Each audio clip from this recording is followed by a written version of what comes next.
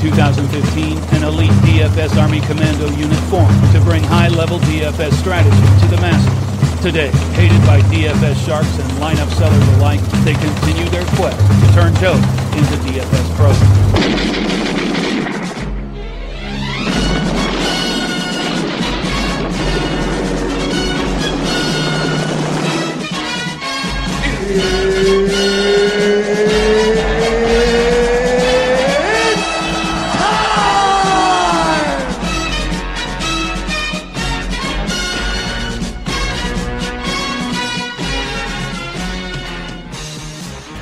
What is up, everybody? Welcome to the DFS and Donut Shop. My name is Mitch, but you can call me Donuts. I provide content for Number Fire, Draft Sharks, and the DFS Army. You can find me on Twitter at DFS and Donuts. And before we get started, please head on over to DFSArmy.com. Check out the site. Use promo Donuts for 10% off anything that might tickle your fancy. All right, we have made it through Week 12 of the NFL season. It is in the books, and what a phenomenal week it was for the DFS Army. We had several winners ranging from $50,000 to $100,000 in just the last couple of weeks. We've had multiple $50,000 winners in Week 12 alone, and that was across both NFL and NBA. Our NBA staff and members actually hauled in nearly a half dozen $10,000 or more type victories in the last week alone. It's been just, our community and company has just absolutely been on fire. And what I love most about the DFS Army is the willingness of members to help one another, just as the staff do. It truly is a collaboration of men and women with the mindset that from Joes to pros, together we go. And it takes a group effort to outsmart the field and gain the edge. With my Week 13 playbook, I hope that my personal research and strategies can help you in the effort to find that edge. And that's a massive undertaking, and it's hard to do on your own. So I hope that this podcast can give you that slight edge over your contenders. And at the very least, I hope you know that I will do whatever it takes to try to get you that edge. And if there's one thing that you can take to the bank, it's the knowledge that I'm going to give you 100 miles per hour at all times. And one goal of mine is to always avoid complacency in my teaching, in my coaching, and in my content. And let's just go ahead and jump right into Week 13 with my takes and my strats, and I will get on with it and stop rambling. So here we go. Week 13. Now, there's some news that just dropped about Kareem Hunt and potential availability or unavailability for Week 13 due to some frightening looking video actually that I did catch today, and I'm not really going to discuss that too much, but let's say he is out for Week 13. My goodness, Patrick Mahomes is going to be just way too cheap across the industry. Now, I know his price tag on DraftKings is up to $7,600. I don't mind him there, but I do think there's some better choices, a little bit cheaper, some hot quarterbacks playing about $1,200 to $1,400 cheaper than he is right now. But on FanDuel, at $9,500, Patrick Mahomes has scored over 27 FanDuel points in 5 of the last 6 games. He's had 2 performances of 33.82 and 38.92 points on FanDuel in those last 6 games. So those 2, 33, and 38 pointers, I mean, those are GPP-type winning performances. And a guy like Patrick Mahomes is easy to run out there, quote-unquote, naked without stacked players because he just does so much on his own, and he spreads the ball around, and he even has some rushing ability where you don't depend on any single pass catcher to just absolutely explode for him to have a great day. And that's largely due to just his efficiency and the way he spreads the ball around to many different playmakers that can take the ball a yard in any given play. Now, I think that the spread against the Raiders and the fact that they're playing such an inferior opponent will kind of lend itself to the narrative that he'll be under-owned because nobody thinks that he'll have to throw that much. Well, I always look back to, I believe that's Week 7 against the Bengals when they won 45-10. Yes, 35-point blowout. The dude went ham. He went ham. He scored 33.83 points through 352 yards and 4 touchdowns, going 22 of 36 through the air. While he didn't chuck it 45, 50 times like some of these other quarterbacks, he did do it efficiently, and he threw for 350 yards and 4 scores. Now, can he do that against the Raiders? I don't know. I would assume he's not going to have too much problems. They can't get a pass rush going. Patrick Mahomes thrives under pressure. And my goodness, if you don't get pressure on him, he has all day to just let Tyreek Hill, sooner or later, outrun the coverage. And, I'm going to get to Tyreek Hill a little bit later, but I think that Patrick Mahomes, specifically if Kareem Hunt is out this week, is just going to be somebody I'm going to lean on heavily in my MME on FanDuel, and single entry GPPs I'm really going to have to take a long, hard look at. Now in DraftKings, I think Jared Goff is the road to victory. The Rams are implied to score 32.25 points, 32.25, and they're 10-point favorites. Well, Goff is in prime position to deliver his fifth straight performance that have just been absolutely elite. He scored 26.50, 33 I'm going to round these down for you, help you out here. 26, 33, 24, and 40. That's 26, 33, 24, and 40 DraftKings points in his last 4 games. He's eclipsed the 295-yard mark in all 4 games, and he's thrown multiple touchdown passes in each game. He's tacked on a rushing touchdown. That's 13 total touchdowns. My goodness, no matter how you look at it, how you dice it up, he's just been absolutely phenomenal over the last month of football. His yards per attempt rate has been 8.20 or higher in all 4 games. I think the Lions are in trouble. I think Jared Goff at 6,200, 6,400 on DraftKings is just an absolute steal. Another quarterback I'm going to be going heavily with this week is Cam Newton. Now, everybody knows how bad the Buccaneers defense is, and, that's great, okay? But I'm actually going to point to Cam Newton and his efficiency, which has been overlooked this year. Over the last 6 games, he has completed 64% of his passes or more in all 6 games. He's completed 72.4% of his passes in 4 of the 6. Did you hear that? Cam Newton has completed 72% of his passes in 4 of his last 6 games. At least 72%, actually. And in his last game, he completed 83.3%. Cam Newton, efficient quarterback who protects the football. This is a new type of Cam Newton that we have never seen before, and he has an absolutely delicious touchdown to interception ratio at 22-7 on the season, and he has his normal 4 rushing touchdowns. He's elite, his price tag is affordable, and his matchup is superb. Now let's move on to running backs. Those are my top 3 quarterbacks of the week. I don't plan on paying down. I don't think I need to. I think that there's just so much value at the other positions that I plan on paying up at quarterback. Saquon Barkley is a great play this week. I think the Giants' implied total is just 20.5 points. It's very low. I think a lot of people will just go right back to someone like Christian McCaffrey, who's been balling out. Rightfully so. He's been balling out. He's got another good matchup as well. His team's applied to score 1 billion points. Why not go McCaffrey? Well, I think the field's going to go with McCaffrey, and why wouldn't they? Look at the game logs. Those game log watchers, they're going to be so excited to plug him in. And guess what? Because it's MME, we can have Christian McCaffrey too. However, I hopefully will end up a little bit heavier on Saquon Barkley. Over the last 2 weeks, he's scored 38 and 36 DraftKings points. He's scored 5 total touchdowns and amassed nearly 300 total yards. What a beast. The Giants' offense has actually gotten a lot better as of late, too. They've scored 29 points per game over the last 3 contests. And it doesn't look like Mitchell Trubisky will be playing for the Bears, which means the Giants could possibly cover the spread or even win this game outright. Now, I'm not a gambling man, but you got to take that with a grain of salt because I really don't gamble too much, or at all, actually. But be careful. Be careful in this spot.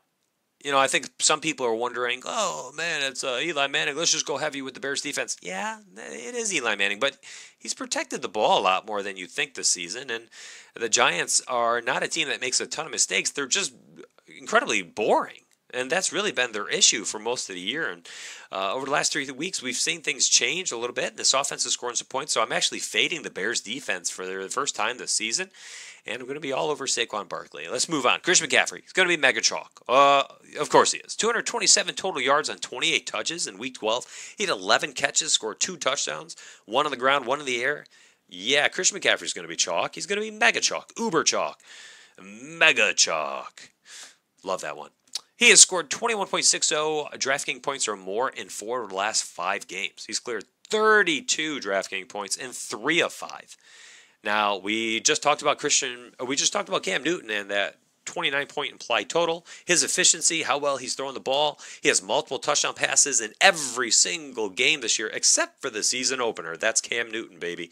The new Cam Newton. Well, Christian McCaffrey is going to be highly owned, and I think a unique way to get exposure to Christian McCaffrey, while not just completely swallowing all that chalk, is to pair him up with Cam Newton in a quarterback and running back stack. And these really only work when you've got a quarterback who does not hesitate to throw the ball to that running back. And even better, if that quarterback can dump the ball off to that running back in the red zone and that running back can score a receiving touchdown. And we clearly know that Cam Newton and Christian McCaffrey can do that. We know Cam Newton can run it in. We know Cam Newton has thrown for 2 or more in 10 straight games. And we know that Christian McCaffrey can run it in and catch it in. So if we look at it in that perspective, we can paint a picture where Cam Newton and Christian McCaffrey score every single touchdown this weekend for the Panthers. Now, if we look at their matchup and we say, well, they're going to pass up that, they're going to exceed that 29-point implied total. All right, that means they're going to score it. We're likely going to score more than 4 touchdowns, well, at least 4 or more. Well, we could paint a picture where we say Cam throws for 2, maybe he runs one in, McCaffrey runs one in. Maybe one of Cam's throws goes to McCaffrey.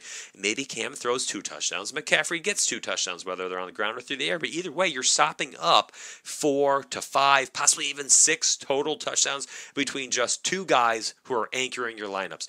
And I love that quarterback running back stack. I think it's completely misused. I think people don't understand when they're supposed to do it, and they gaff it. It's been happening all year. I see these people using, Drew Brees with Alvin Kamara in types of matchups where it's not going to work out. And maybe Kamara's just not going to need to catch as many passes out of the backfield in that week because they're going to be controlling the game, and they're just using it wrong. So there's a time to do it and a time not to, and I think that McCaffrey and Cam Newton might be one of my favorite stacks, specifically for large field GPPs. Now, I had written up Kareem Hunt, and I'm withholding that. I think he might end up sitting out this game, but if he doesn't, he belongs in your player pool. He scored 29, 32, 37, and 33 DraftKings points in 4 out of 6 games prior to the last 2. Now, if you look at the last 2, he scored 11.6 and 20.1. That's good. That's okay, right? But game log watchers, they're not going to pick him. They're going to pick, Saquon Barkley. They're going to pick Christian McCaffrey. They'll probably go with some of the cheaper guys like Lamar Miller, and that's fine. But someone like Kareem Hunt, where he, just a few games ago, was completely breaking slates, scoring 30-plus per game. My goodness. I'm going back to the well there. If he plays, I think it might be one of those times where the team might know that his days are limited. He's about to get a suspension. They're going to ride him. They're going to use him up, and they're going to give him a bunch of touches and hope that he just takes the top off the defense and, stretches the field out of the backfield. As weird as that sounds, that game-breaking speed spreads that defense out a little bit because they have to worry about containing their lanes. And when that happens, that opens up the rest of the field. It's pretty much the vice versa effect that Tyreek Hill has, where he takes the top off the defense, and he has so much lateral speed where that defense also spreads thin a little bit across the field because they're worried about containment. Well, that's why you've seen Kareem Hunt have these massive running lanes all year, and vice versa. That's why you've seen linebackers not be able to drop back far enough to stop those intermediate routes from Tyreek Hill because they're worried about Kareem Hunt out of the backfield. The two of them go hand in hand, and I wonder how this offense moves along without Kareem Hunt there. I would expect that it wouldn't be that much of a drop-off to Spencer Ware just due to the efficiency of Patrick Mahomes and the weapons he has to throw to. But without getting too in-depth about football and strategies and philosophy of defenses, that's how those two have really helped each other out this year. They've been quite the tandem. Let's move on. Theo Riddick. Well, he's not somebody I'm going to be using as a standalone option. He is somebody I plan on having in some of my Jared Goff lineups. He's one of those guys I want to have Jared Goff stacked with Brandon Cooks or Jared Goff matched up with Todd Gurley out of the backfield. Same thing as that Cam and Christian McCaffrey. And I want to have Jared Goff with Brandon Cooks and run it back with someone like Theo Riddick. The theory behind the quarterback target and then opposing target stack, what I call a run it back stack, because it just flows easier, is that you have Goff hook up for a couple touchdowns, maybe throw 350 yards, something big. He has a big game. Brandon Cooks has a big game.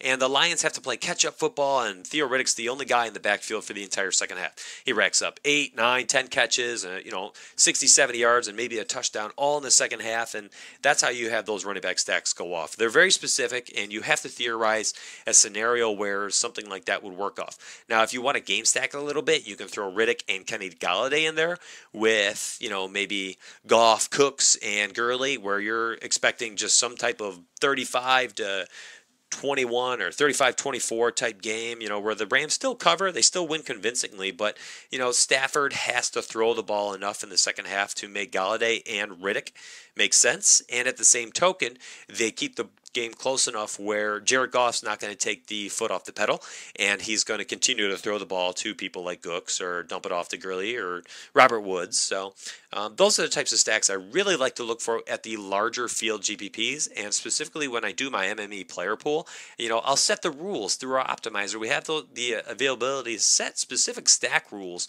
with specific players in specific situations. So take advantage of that and really capitalize on the beast of an optimizer that the DFS Army has. Now, Lamar Miller, he's just too cheap. Game Log Watcher is going to look at that 162 yards. Even though it was largely due to his 97-yard touchdown run, he had been playing quite well for 3 of the previous 4 weeks prior to that explosive game. And he had 15 to 20 points in 3 of those 4 weeks. So, Lamar Miller's too cheap on DraftKings, on FanDuel. He's likely in play. I don't know how much I'm going to want of him. I might put like some type of cap exposure of 10, 15% on FanDuel, but I don't mind him. I think he's just another one of those options that can give you some salary relief with some upside. Now, Carlos Hyde, I think he's going to be uber chalk on DraftKings. He's 3,300. He had 10 carries last week in the second half. Let's say he goes out there, gets 12 to 15 touches and some red zone work. Well, $3,300, man, that is not bad. If he lucks himself into a touchdown and he's at 40% ownership from the field at $3,300, you're in trouble. You're in trouble if you don't have 12 to 15 points from Carlos Hyde, from whomever that might be, at a min-price player when nearly half the field has him. You're going to be in trouble. So I think that he's the type of play where you got to be careful this week, because I think he could potentially put you completely behind the 8 ball or put you out ahead of it. So be careful. You're going to want him in your player pool. You're going to want to set a minimum on him, but you're also going to want to set a maximum on him. You're not going to want to have just this maximum range of, my player pool global cap exposure is at 65%. Well, you're not going to want to leave it on that. You don't want 65% Carlos Hyde. You're either going to want to be extremely overweight on the field or extremely underweight in the field. Don't be around whatever you think that the field will be. If you think the field is going to be 40%, okay, 60 to 65% high going overweight is great. Or go 15 to 20%. You don't have to outright fade. You don't have to lock them. Whatever that percentage is, whatever our projections end up being, I think you need to pay attention to those. Can I be completely off on my projection? Sure. That's why I'm going to pay attention to our DFS Army projections that is within the optimizer as well. So make sure you're checking those later as soon as they're updated. Aaron Jones, okay, he's completely taken over this Packers backfield. He's played over 40 snaps in the last 4 games, and he's the lead back on a Green Bay Packer offense, and that holds some value. Not as much as you think these days, but it does hold some value. He has scored 16.6, 9.5, 35.2, 27.3, and 18.3 DraftKings points in the last 5 games. With Aaron Jones, you're going to get a guy who's going to get mid to upper teens in touches. He scored 6 touchdowns in the last 5 games, so he's got some touchdown equity. I suppose he's not too bad on FanDuel, although I think his price is a little bit high. Philip Lindsay. Now, this is a player I am intrigued by. I think he's great on FanDuel, but he is absolutely elite on DraftKings. He's played over 60% of the snaps over the last 5 games, and he's touched the ball nearly 50% of the time when he's on the field. He's had 15, 21, 19, 15, and 14 touches in those 5 games and has scored 5 touchdowns. He's scored 20-plus DK points in 3 of the last 4 games. Philip Lindsay is underpriced. I believe he's mid-5K on DraftKings, and I'm going to gobble him up right there. Now, Nick Chubb, he's my pivot off of Aaron Jones on FanDuel. I think that Aaron Jones is just a more popular pick due to the implied total of the Packers. The fact that he plays behind Aaron Rodgers.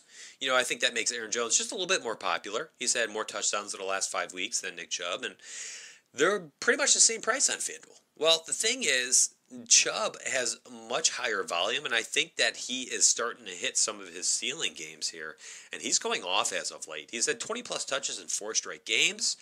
That's more than Aaron Jones. And he's had over 100 total yards in back-to-back games, and I think he'll have half the ownership of Aaron Jones.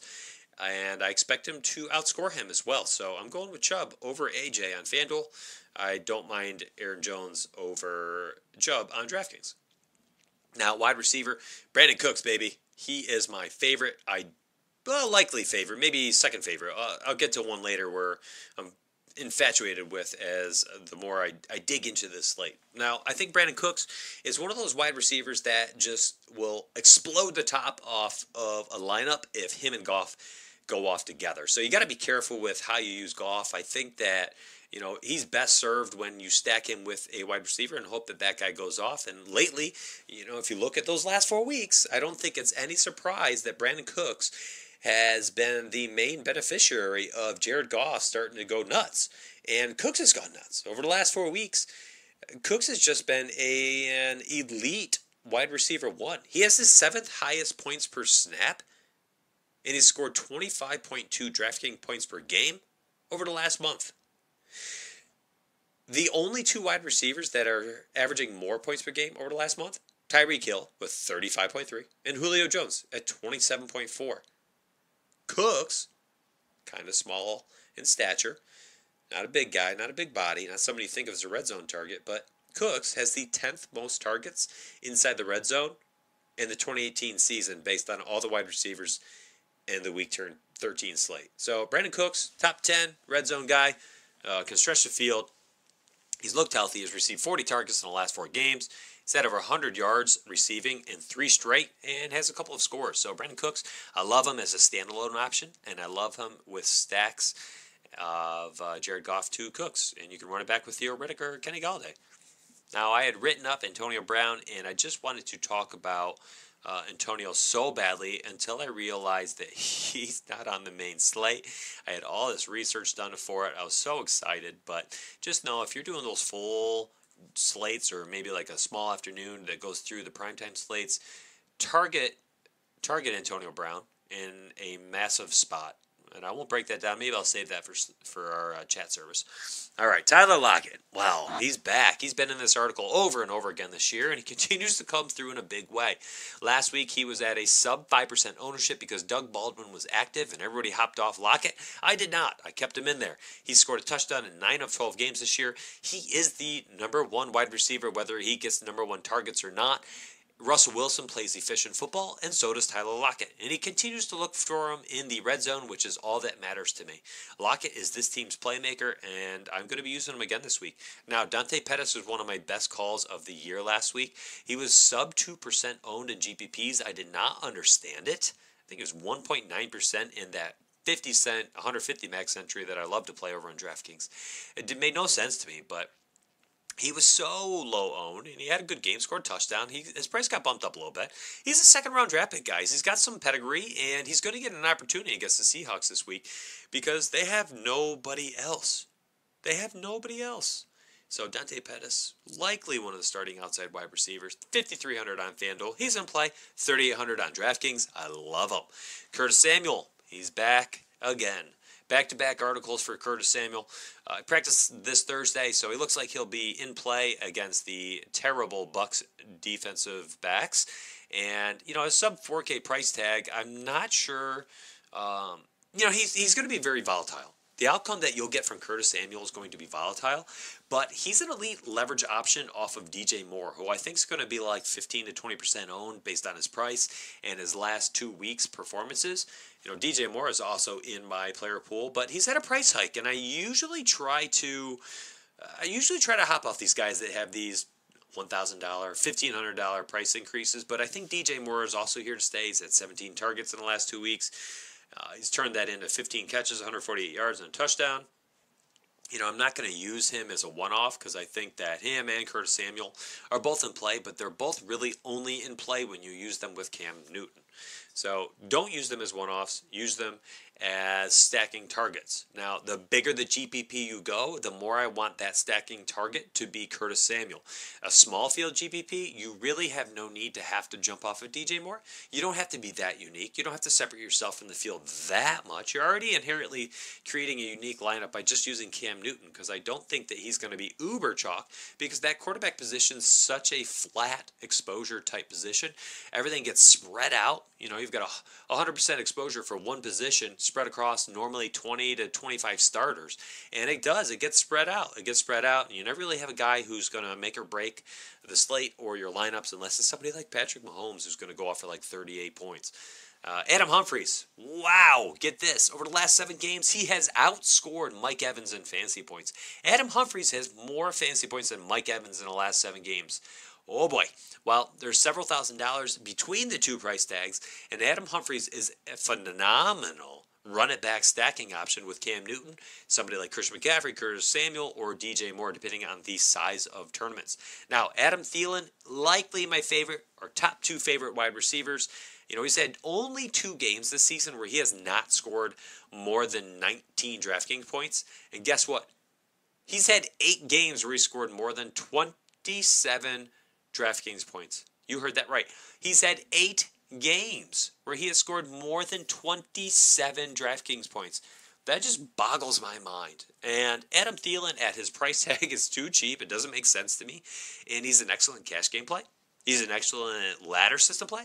And the type of GPP play he works for is all of them. Small field, mid-size, large field, single entry, max entry, 3 max, 5 max, 10 max, 20 max, 150 max. Adam Thielen belongs in everything this weekend. His combination of a floor and scoring ceiling is second to none. And I think that he needs to be targeted heavily this week. And unlike Brandon Cooks, I think that Adam Thielen is fine without Kirk Cousins. There's been plenty of weeks this year where Kirk Cousins has not done anything to win you a GPP, but Adam Thielen had. And I think that can happen this week against the Patriots. Now, Tyreek Hill. Now, we talked about it earlier. We talked about Kareem Hunt, the potential for him not to be there. If he's not there, I think that Tyreek Hill just becomes the play of the week. He does. He's going to have to be the de facto number 1 playmaker, and I think that Spencer Ware can step in and he can grind the ball out of the backfield, but he's not a game buster. He's not a game breaker. And it's going to be on Tyreek Hill's shoulders and those Olympic speed type legs, and he's not going to have a problem with that. He's not going to have a problem at all. He's scored over 29 fantasy points on 4 occasions this season, and anytime he does that, you have a chance to win a GBP. And his volume doesn't even need to be high, but guess what? It is. It's crazy. He doesn't need red zone work, but guess what? He gets it. And he doesn't need volume to rack up yards, but he gets that too. He's a blast to watch. He's a game breaker. He's had targets of 14, 10, 10, 12, and 13. That's 5 of the last 8 games. He's had double-digit targets. Potential for no Kareem Hunt. I think that Tyreek Hill is just going to be completely undervalued and under-owned this week. Now, the rest of the plays are just not that fun to talk about, so I'll keep that to the article itself in the hopes that you have not shut this podcast down. I hope that you enjoyed what you listened to. I try to throw as much as I can at you with a little bit of theory, a little bit of strategy, and give you my player picks. And I do it as quick as I can. And I think that's part of it. I think in this day and age where people need their information quickly, and if you're like me, living that dad life, you need to just use your time efficiently, and you need to maximize that free time or that quiet time, that dad time, whatever it is. And, if you throw it on in the car at 1.5 times speed, I sound amazing. I promise I do. My mommy told me to. My mommy told me. She did. She said I sound so good. So you've got it. Stamp of approval from Donut's mom. I sound good on 1.5 speed. And that'll be like a 19-minute podcast, so enjoy that. If you like this podcast and you want more, go ahead and subscribe. Leave me a comment, 5-star rating, whatever it may be. Just become one of my followers, and you'll get all the juice each and every week. As the season winds down, I'm going to pick up my NBA podcast frequency, and I'll start to do a few more of those each week. Currently, I'm doing those on the weekends, but I will not be doing those this weekend due to a celebration. And one thing I've talked about plenty of times in my life, and plenty of times to members, and even a few podcasts, is balance and moderation. I think balance and moderation in all facets of life is extremely important. And one of those things this weekend is going to be balance and moderation of DFS for me. That's right. Will I be playing? Yeah, absolutely. But will I be doing the little extra things like doing an extra podcast, maybe a third, a weekend article, things like that? No, because I need to have a little balance in my life. And my wife and I are celebrating our anniversary. So we're going to go out and have a good time together. And because we have multiple children under 3 years old, our good time celebration is going to be in the morning. So How the Mighty Have Fallen Donuts is celebrating its anniversary by doing a morning date. That's right. I don't even get to go out at nighttime. So life is good. Have lots of babies. And enjoy fatherhood, parenthood, whatever it may be. I wish you the best of luck in week 13. I think it's a fantastic week. Please do not forget, fortune favors the bold.